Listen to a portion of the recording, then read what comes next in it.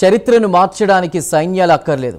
ఒక్క సింహం గర్జిస్తే చాలు. వ్యవస్థను కదిలించడానికి 100 ఏళ్ళు అక్కర్లేదు. ఒక్కడు సంకల్పిస్తే చాలు. జూన్ 18 కేవలం ఒక నాయకుడి పుట్టినరోజు కాదు, బడుగు బలహీన వర్గాల కోసం అవిశ్రాంత పోరాటం చేసే ఓ మంచి మనిషి జన్మదినోత్సవం. బెదిరింపులకు భయపడలేదు, దాడులకు బెదరలేదు, అక్రమ కేసులకు అస్సలు తలొగ్గలేదు. ఆయనే భారత చైతన్య యువజన పార్టీ అధినేత బోడే రామచంద్ర యాదవ్. ఇప్పుడు ఏపీ రాజకీయ యువనికపై ఒక నూతన అధ్యాయాన్ని లిఖిస్తూ తన పుట్టినరోజు జరుపుకుంటున్నారు.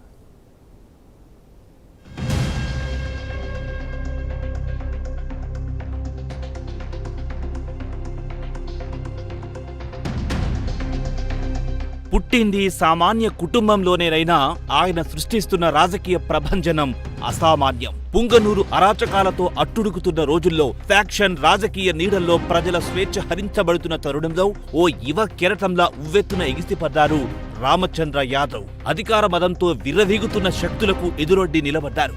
ఆయన గొంతు నొక్కడానికి ఎన్నో కుట్రలు చేశారు, ఎన్నో అక్రమ కేసులు బనాయించారు, భౌతికంగా దాడులు చేశారు. కానీ ఆ యోధుడు వెనక్కి తగ్గలేదు. పుంగనూరులో మొదలైన ఆ పోరాటం ఇప్పుడు రాష్ట్ర వ్యాప్తంగా విస్తరించింది.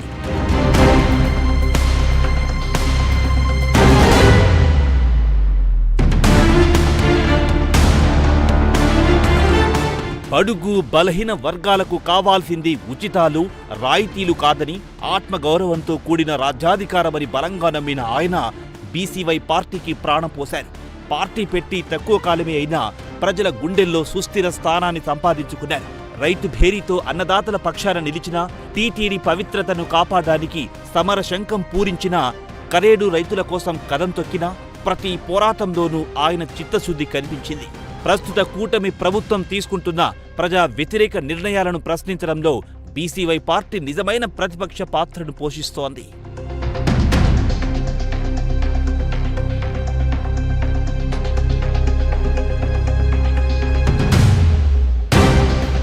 రాజకీయమంటే పదవులు కాదు, ప్రజల పక్షాన పోరాటమని నమ్మిన సిద్ధాంతం ఆయనది. అధికారమంటే అహంకారం కాదు, అణగారిన వర్గాల కండగా నిలబడే బాధ్యత అని భావించే తత్వం ఆయనది. అందుకే ఆ పోరాట నాయకుడు తన దృష్టిని బీసీల భవిష్యత్తుపై కేంద్రీకరించారు. ఓట్లు మావి, పీఠాలు మీవా అని పాలకులను సూటిగా ప్రశ్నిస్తున్నారు. దశాబ్దాలుగా బీసీలను కేవలం ఓటు యంత్రాలుగా వాడుకుంటున్న రాజకీయ పార్టీల పునాదులను కదిలించడానికి గత ఫిబ్రవరిలో ఆయన చేసిన బీసీ సింహగర్జన ఏపీ రాజకీయాల్లో పెను ప్రకంపనలు సృష్టించింది.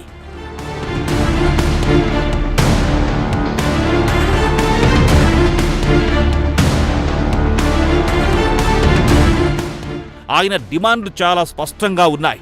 బీసీ రక్షణ చట్టం తీసుకురావాలి, రాజధానిలో బీసీలకు 1000 ఎకరాల భూమిని కేటాయించాలి, చట్టసభల్లో 44% రిజర్వేషన్లు కల్పించాలి. ఇవి కేవలం అభ్యర్థనలు కావు, అవి కోట్లాది బీసీల ఆత్మ గౌరవానికి సంబంధించిన హక్కులు. ఈ హక్కుల సాధన కోసం ఇటీవల ఆయన ప్రాణాలకు తెగించి బీసీ ధర్మ దీక్ష పేరుతో ఆమరణ నిరాహార దీక్షకు దిగారు. తన ఆరోగ్యం క్షీణిస్తున్నా లెక్క చేయకుండా పోరాడారు. చివరకు ఆయన ప్రాణాలపై ఆందోళన చెందిన అభిమానులు బడుగు వర్గాల కోరిక మేరకు మాత్రమే ఆ దీక్షను విరమించారు. బడుగుల కోసం ప్రాణ త్యాగానికైనా వెనకాడని ఆయన చిత్తశుద్ధికి ఈ దీక్ష ఒక సజీవ సాక్ష్యం.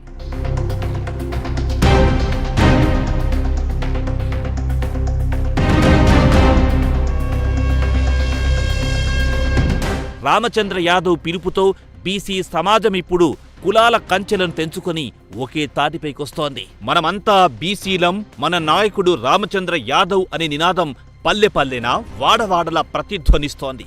ఈ ఐక్యతే ఆయన అతిపెద్ద బలం.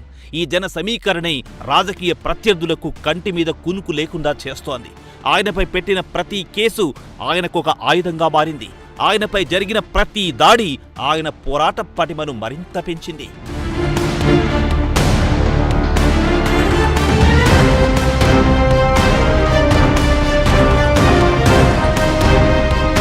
అధికారమే లక్ష్యం. ఇది కేవలం నినాదం కాదు, ఇది రామచంద్ర యాదవ్ బడుగులకిస్తున్న భవిష్యత్ కార్యాచరణ. ఆయన కేవలం సమస్యను ప్రస్తావించి వదిలేసే నాయకుడు కాదు, వాటి పరిష్కారాలను చూపే, ఆ పరిష్కారాలను సాధించే వరకు పోరాడే యోధుడు.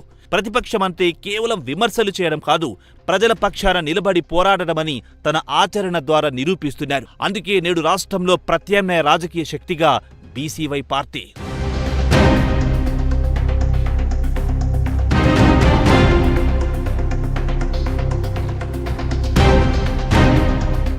జూన్ 18న తన పుట్టినరోజు జరుపుకుంటున్న బోడే రామచంద్ర యాదవ్ ప్రస్థానం ఎందరో యువకులకు స్ఫూర్తి.